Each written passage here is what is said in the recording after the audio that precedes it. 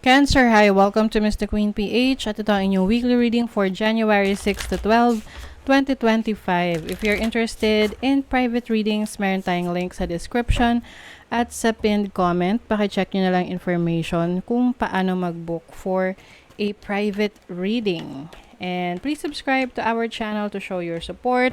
Like, share this video, at comment na rin kayo kung kayo ay naka-resonate. Ayan. And thank you sa lahat ng mga hindi nagsiskip ng ads sa ating channel, sa mga videos. It really helps our channel to grow. Thank you, thank you. Okay, so mukha na ako ng mga cards for you para dire-diretso yung reading natin. Okay, so let's see what's coming to you, Cancer. Ngayong January 6 to 12. So, mga tarot cards.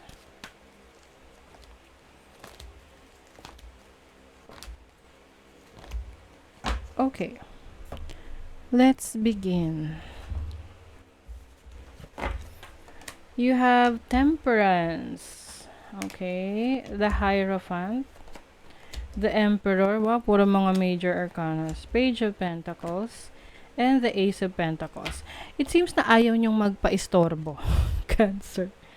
Oo, ayaw niyong magpa-istorbo. You really want to have this peace, inner peace, peace of mind para sa sarili mo. Some of you, maaring namumuhay kayo mag-isa, no? Or you are independent, living in your own, on your own. The Emperor energy here is telling me na you are in full control of your life. Mas gusto mo ngayon na ikaw yung nagmamando sa buhay mo at walang nagmamando sa iyo na ibang tao. I also see you learning new things. Meron kang pinag-aaralan dito related sa trabaho. Pwedeng meron kang training. Or you are starting a new business. You are learning new things. There's definitely a new beginning for you. Like, a new career path, a new business, a new life in your career path or yung projects for some of you. Yung iba sa inyo, maaring merong opportunity ngayon na maging teacher or mentor, coach, na kung saan kayo ay mag-share ng inyong knowledge and yung inyong skills. I also see you becoming more connected to your higher self. Yung talagang meron kang ginagawang activities to make that very peaceful energy within you. Like you are connecting with nature, you are doing meditation, yoga. Kumbaga, you want your life to be organized. No? So, let's see what else you have. Oh, teacher, oh. Yeah. I think merong opportunity for you to teach others. Or yung iba sa inyo, yan yung career path ninyo. Kaya patuloy yung pag-aaral ninyo. Dahil ang teacher, hindi lang yan nagtuturo, nag-aaral din yan. Para sa mga bagay na pwede pa niyang ituro sa iba. You have energy ng past, which is your ancestors. You are connecting to your past, like your past life. So, yung iba sa inyo nag-undergo ng past life regression or yung iba nananaginip kayo madalas na meron kayong ibang buhay kumpara sa situation nyo ngayon. Like, you are living in a different setup, kumbaga. And yung iba sa inyo, that is kumbaga pinapakita sa inyo yung glimpse ng inyong past life.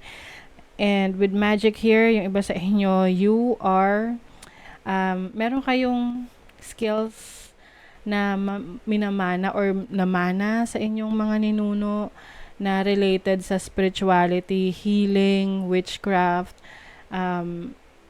anything na hindi siya scientific in a way na may kinalaman sa magic. Okay? So, itong magic na to, anything that is mystical, mysterious, esoteric, spiritual, divination, no? So, may mga ganun kayong talento. And I think yan yung inyong hina-harness ngayon, yung galing nyo dyan. At yung iba sa inyo, you are teaching others. So, pwede rin namang hindi to spiritual. This can be being a teacher in school, or a professor, or a trainer. Okay? You have friendship, and then risk. So, fourth house, this is moon in the fourth. I think you will focus on your family, your home life. I think you're going to protect them. There's more of mga activities na para mabigyan sila ng protection, or even yung bahay ninyo. Maglalagay kayo ng gate, maglalagay ng mga CCTV, or anything that will make your family or home life secure. You also have Saturn in the first. So, meron kang mga susubukan na hindi mo pa nagawa before kasi natatakot kang gawin dahil baka hindi yun para sa'yo, or baka mag-fail ka. So, I think this time, mas malakas yung loob mo kasi mas marami ka ng alam tungkol doon. So, hindi ka doon pupunta na walang kaalam-alam. This is a well-calculated risk that you're going to do. So, some of you, meron kayong talents in in fashion, clothing, arts, design. Yan yung talent nyo. Anything sa that uses your creativity, you can earn money from that. Ayan, sa relationship naman, past life, oh. Yung iba sa inyo, meron kayong napapanaginipan na tao na hindi nyo kilala, pero familiar sa inyo. So, that can be a person from your past. Every hurricane comes to an end. Ayan. So, you are wearing your crown again, Cancer. So, yung iba sa inyo, nagkaroon kayo ng challenge in the past na sa tingin nyo, akala nyo, hindi nyo na ma-overcome, but here you are, no? Ang pagbabalik. Ayan. So, ngayon, ready ka na to start something new in your life. Especially in your career path, no? Yung iba sa inyo, maaring nagkaroon ng financial challenge or sa trabaho. So, ngayon, ito na, bumabalik ka na. O, diba? With the Eight of Pentacles, you are really working hard. You are really doing your best para ma-master mo yung craft mo. Ano man yung field mo, area of work, or career, or business, you are mastering that. And then, past life energy, the devil. Ooh, this is something that parang reassessment of your past relationship can be, no? Pwedeng anything unhealthy sa buhay mo in terms of relationships and connections, you are letting that go. Mga habits sa relationship na hindi na nakakatulong for you, you are releasing that, whether may relationship ka or not. And be careful lang din sa mga sa mga taong pwedeng bumalik from your past, no? Kasi pwedeng babalik rin kung ano yung katoksika ng person na yun, or kung ano yung problema ninyo in the past. So, be careful, okay? So, that is your reading, Cancer. Thank you so much. See you again.